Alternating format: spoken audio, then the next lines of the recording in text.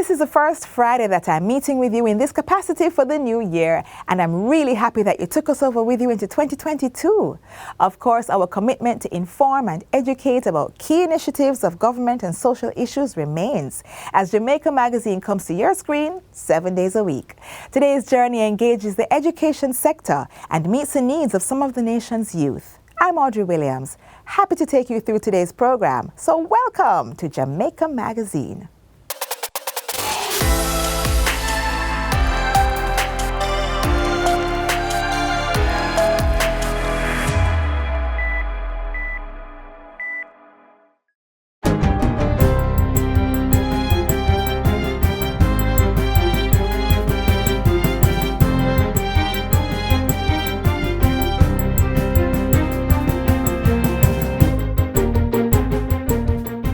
Good day, I'm Stephen McHugh, and this is your JIS News for Friday, January 7, 2022. Justice Marva MacDonald Bishop has been sworn in as acting president of the Court of Appeal by Governor General Sir Patrick Allen. During a ceremony at King's House yesterday, Justice MacDonald Bishop was given the instrument of appointment to serve from January 10 until the end of Court of Appeal President Justice Patrick Brooks's vacation leave. Justices Georgina Fraser and Kisak Leng were also appointed as acting judges of appeal, while Master Tanya Mott Tuller-Reed and Her Honor Sandria Wong-Small were appointed acting puisne judges. Governor General Sir Patrick Allen praised the members of the Judiciary for sticking steadfastly to the job despite the challenges. He also called on the new appointees to use the capacity of their office to fix what is wrong with Jamaica. Your role in this process must evidently be outstanding, as together with the legislature and the executive, you form the threefold cord of governance that should not be easily broken.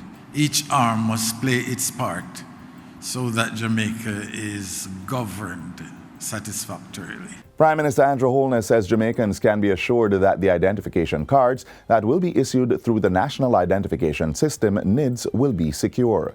He addressed the matter on Tuesday during a tour of the NIDS Card Centre at the Post and Telecommunication Department on South Camp Road in Kingston. The Prime Minister says the identification cards will have the highest level of encryption, which cannot be duplicated and misused. The data that you give is kept in the highest level of security with proper oversight to ensure that your data is protected. And the protocols around which how that data is used and shared is of the highest level. So there is a guarantee by the state of the protection of your privacy. The Ministry of Health has donated 5,000 COVID-19 home self-test kits to the Ministry of Education. This comes as Jamaica's children resume face-to-face classes this month. Portfolio Minister Dr. Christopher Tufton says the Health Ministry will provide schools with a protocol for use of the test kits. This will include provisions for further assessment, if necessary, utilizing the parish health authorities. So whether it's the health center that's closest to that school, or is the public health nurse who is headed of the parish, so health and education will work together to ensure that beyond these kits, which do come with some margins of error, we can elevate the process of screening and testing at the level of antigen or a PCR test. The Education Minister says the self-test kits will be used mainly within the primary schools, as there is still no approved COVID vaccine for this 12 and under age group. We all know that there has been massive learning loss over the last year and a half, almost 2 years, for our students. So anything we can do to bring them back into the face-to-face environment safely, we are going to do it. Meanwhile, an assessment of grades 1 and 2 primary school students will be done this year to identify where the children are on the learning scale so the necessary intervention can be applied. Minister of Education Fable Williams says it will start with approximately 230 primary schools, with others to be included in successive terms. We have begun already having specialist teachers in the primary schools in 8 subject areas, and it will allow for just deeper engagement between the students and the teachers. Minister Williams was speaking at Wednesday's post-cabinet press briefing. Transport Minister Robert Montague says government is moving to implement a cashless system for students who will be using the Montego Bay Metro. He says the Montego Bay Metro is now operating with 8 buses, coming from 4 a few months ago, with more to come on stream in the next financial year. We have also formed a partnership with the Ministry of Education, their rural bus service, and where some private sector bus owners will be pressed into service to help to transport our children. And those buses will have to pass the standards of Mobile Metro and the Transport Authority, because we want to ensure that as they transport our children to and from school, that the best is available. Minister Montague was speaking after a recent tour of expansion works at the Sangster International Airport. And that's it for JIS News Today. I'm Stephen McHugh. Thanks for watching.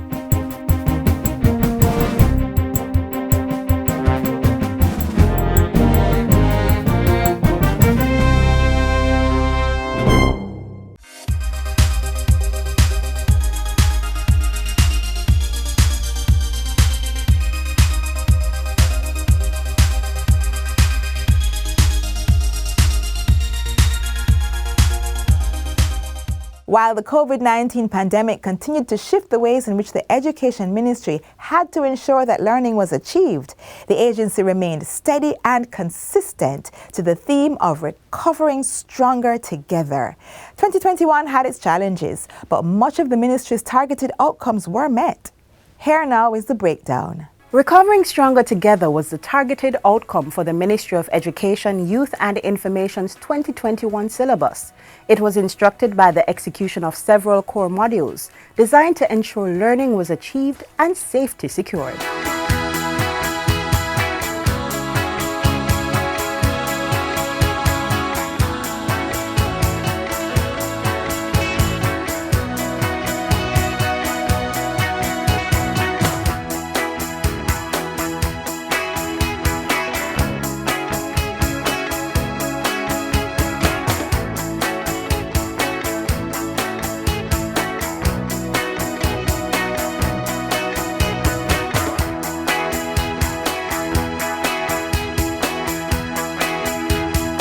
The Online Learning Support module called for the dissemination of digital tools and ICT platforms to support remote teaching and learning.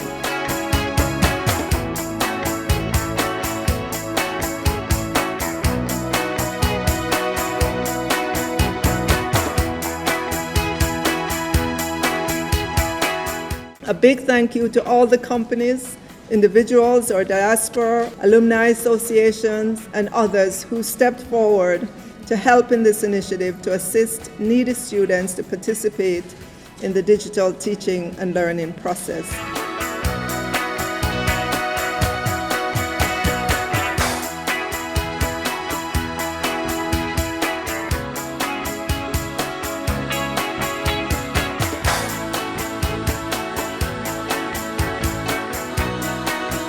The devices are just the beginning.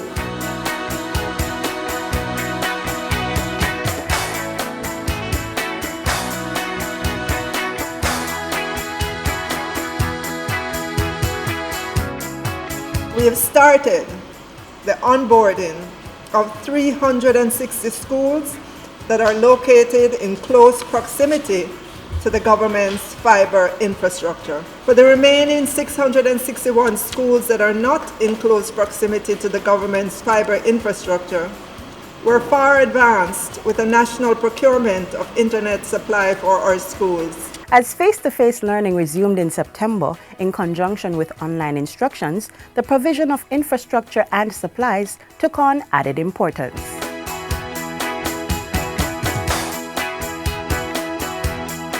This is a step in the right direction to bring about order in the mornings, especially when we're back in the face-to-face mode for Mona Heights Primary.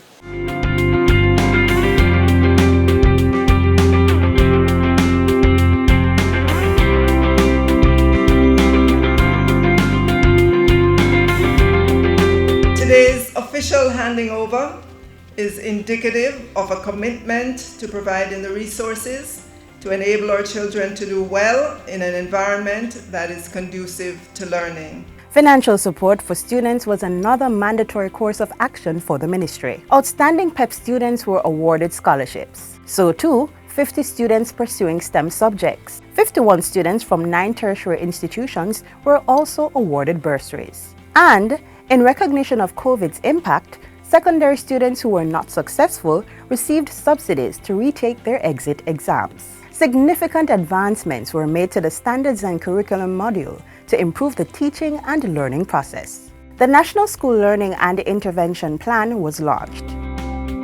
Students were connected to a National Coding in Schools program. To support this, a coding/computer applications class will be incorporated in the regular school curriculum. A memorandum of understanding was signed to facilitate the continued engagement of Cuban teachers. And enrollment started for the new 6th Form Pathway program.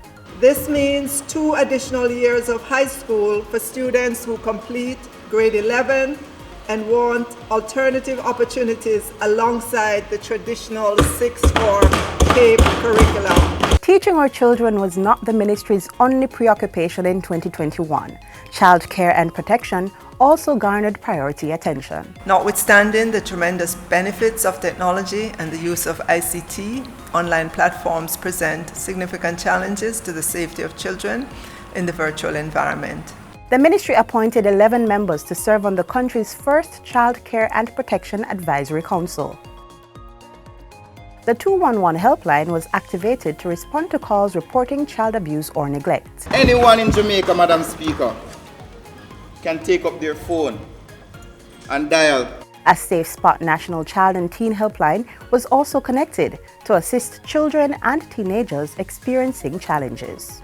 Construction started on the region's first state-of-the-art therapeutic center for children in state care, and the Child Protection and Family Services Agency was given a retrofitted 35-seater bus to further mobilize its mental health services. From one chapter to the next, the mission of Recovering Stronger Together left its mark on the Ministry of Education, Youth and Information syllabus in 2021. I'm Sandra Johnson, and this has been the Year in Review.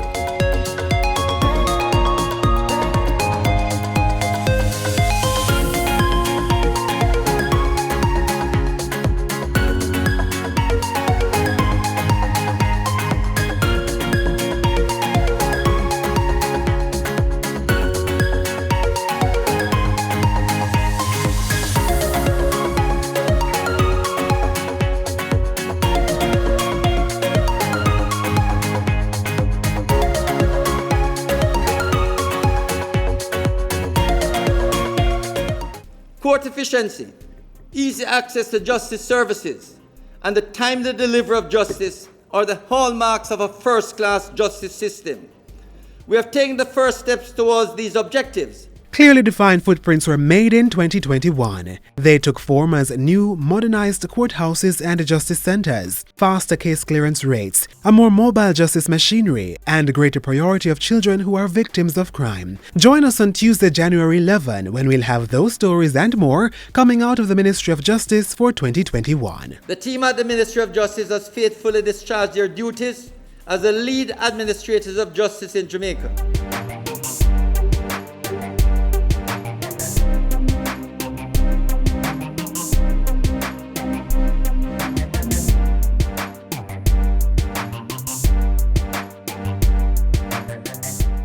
Government is also about inclusion and leaving no child behind, despite their different challenges.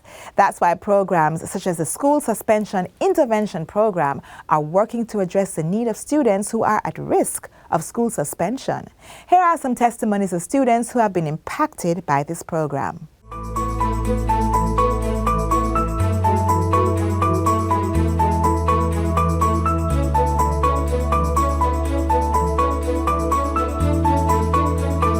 Our journey unfolds in different ways, different paths trodden by the unique whirls and ridges of our footprints. For some, that journey will never make contact with the wrong side, while for others, conflict will become a reality, even as a child.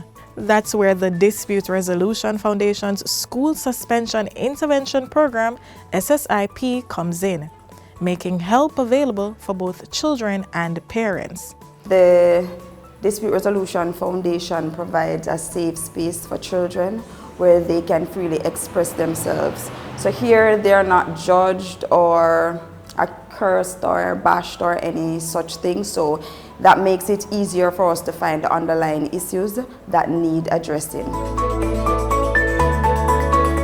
So the School Suspension Intervention Program emerged in 2006 as a result of the growing surge of crime and violence in the Spanish Town community to support education officers or educators and persons who work with young people. And the service we provide is a rehabilitative program for students who are at a risk of suspension, those who have been suspended. That's our main focus here in the SSIP. First of all, we have to have a referral. The referral may come from educational institutions. It may also come from, let us say, the family court or CPFSA. Once we receive that referral, we engage the student in an intake session, followed by one-on-one session, after which they will join the psycho-educational group sessions. Following that particular session, we have another one-on-one session. At this point, there are times where we see the need to invite parents and other family members or those a part of the conflict that probably led to the student being referred to us in the first place. After that second one-on-one session, we oftentimes do a post-assessment that will help us to put together our release letter. Now, at the time that we'd be putting together this release letter, of course, there may be an opportunity to refer to another external agency, for example, Child Guidance Clinic. Apart from that, however, we will engage in follow-up sessions with the students.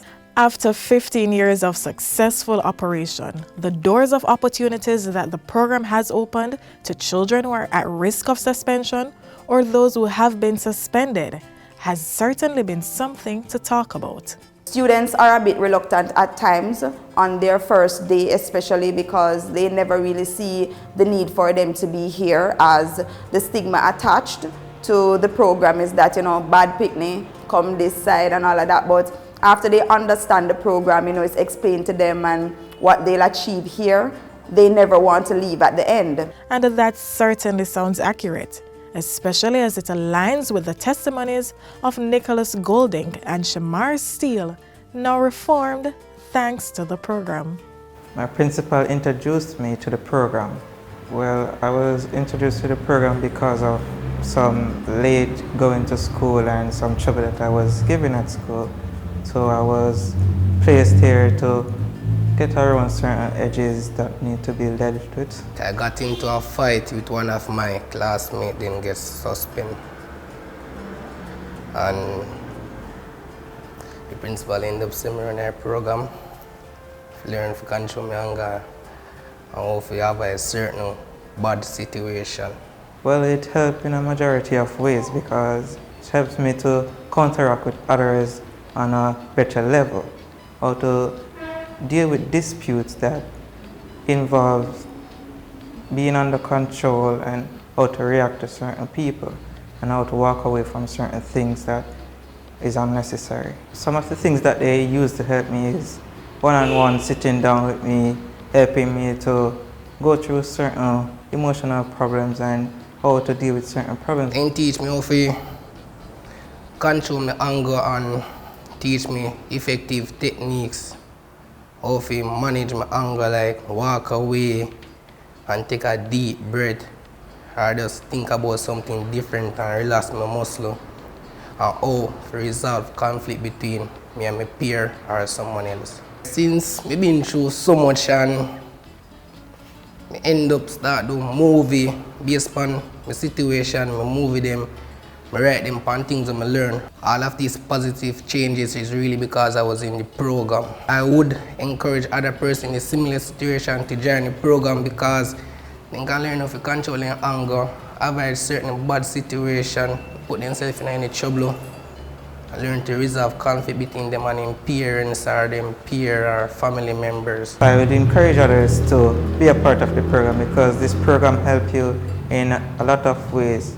emotionally, physically, all type of ways that you think that many others, you cannot talk to them about certain things, but these people give an ear to your problem. We have some marvelous response. We have such life-changing opportunity for them. This is their second chance program. We've had moments where students, literally, we are still mommy, daddy, uncles, and aunties for many, even years after exiting the program. Imagine that. They'll still come back wanting to give their time to other students in terms of mentorship. So it's a lifelong relationship that we build with them, which I think speaks to the impact of the program on these beneficiaries.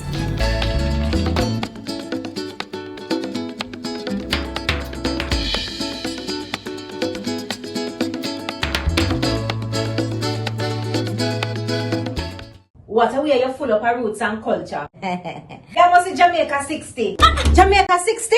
What a piece of news, Miss Matty. I feel like my heart going bust up. Just in, the island of Jamaica is on the verge of celebrating its 60th year of independence. A whole way of celebrating it. They say the people them in them come here, you know. But you see, when our people decide, say the other people them free paper, burn up, them say if it's war, start it, whatever. We all collect medal pants of it, you know. Medal. Amount of tongue we give them, you know.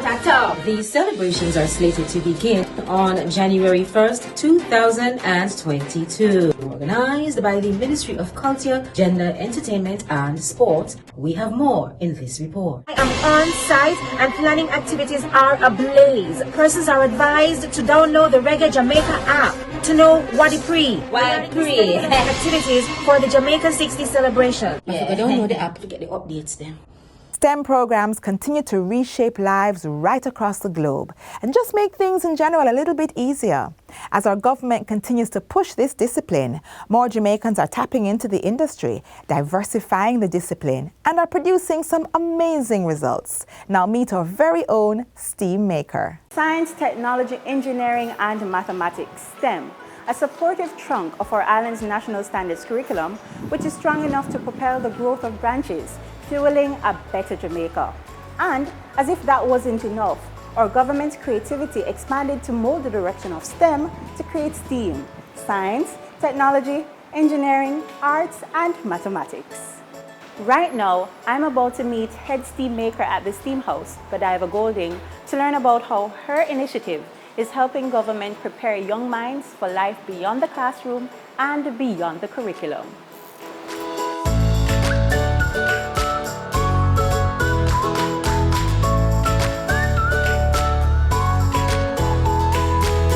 Steamhouse is a learning hub for science, technology, engineering, art, and math, more commonly known as STEAM. We teach integrated approaches to robotics and coding that allow students to actually solve real-world problems. So we do this through, again, coding and robotics education and taking them through the process of exploring, imagining, and then making. At the end of Steamhouse programs, you will always end up with some sort of end product, whether that be a game, be a prototype, or some web app that you can share with your family and friends. And we center all of this around project-based learning, because project-based learning is what is going to help students to build their problem-solving skills, critical thinking skills, and also help them to channel their creativity. So I know you might be wondering, why was Steamhouse created and what is the target audience? Here's the answer. So Steamhouse was created with the vision of preparing students for this digital world that is increasingly about artificial intelligence, about technologies, about data, is about computers. And how I first got my start is being introduced as an electronics major at the University of the West Indies. And so, having gone through that experience, learning for the first time about coding and all these fine things at 21, 18 years old, thereabout, I thought it would be really good if we could have students as early as 7 actually learn some of these skills now. Because if they learn it at 7, by the time they get to 18 and 21, they're better able to actually actively participate in this world that is increasingly about AI and self-driving cars and all the fun things that we're going to be able to do with the internet. You have heard about coding because you're right here with us today. Who would like to raise their hand and tell me what coding is or what they think coding is? So there are a number of ways that we engage students in our programming. One way is our Block to Basics flagship course, which is a 2-month introduction to coding for children. The second way is through our summer camps, as well as ongoing STEAM camps that students can opt into, as well as our STEAM Maker Club. And the final thing, for especially foundations and organizations who are looking to build the skill set in their community, we have our Tinker workshops. So this is actually one of those workshops that students will be able to come in, have a hands-on experience with electronics, with coding, and build something that solves a problem in their community. As you heard earlier, STEAM Maker has many programs that cater to the unique needs of its participants.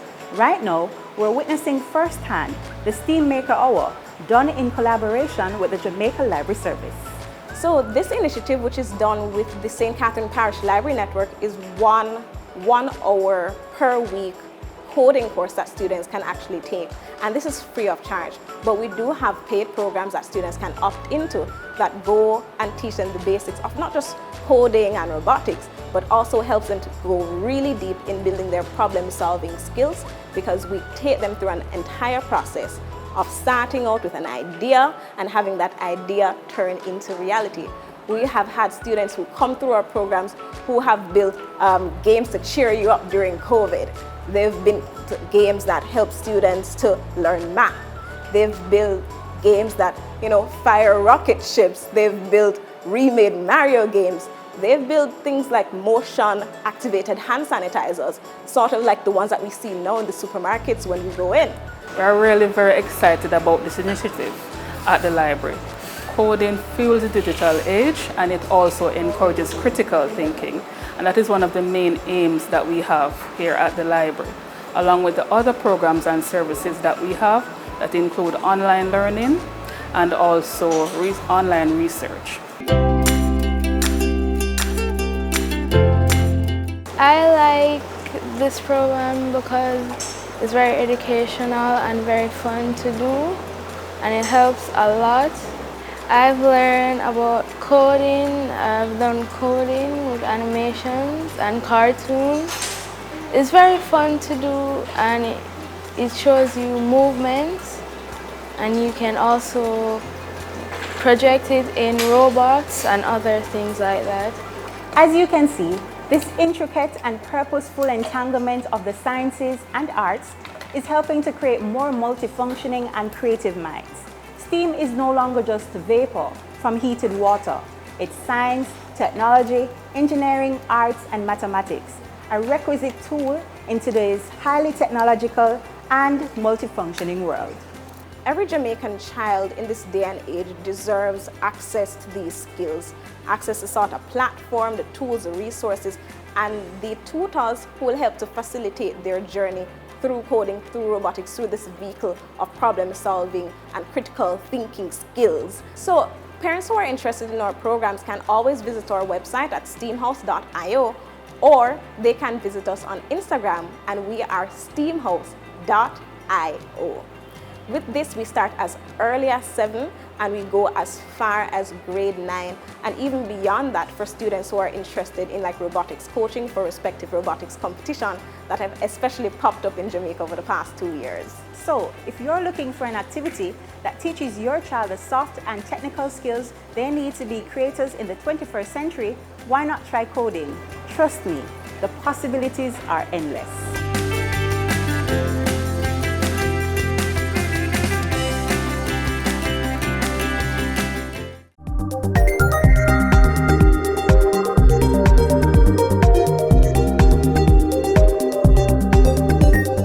Our magazine package ends here today. As always, thanks for sticking with us through today's Jamaica Magazine journey.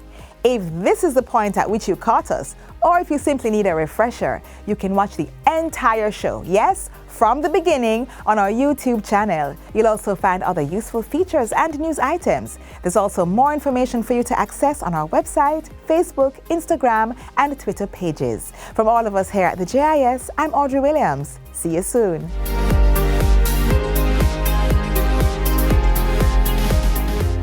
This has been a production of the Jamaica Information Service, the voice of Jamaica.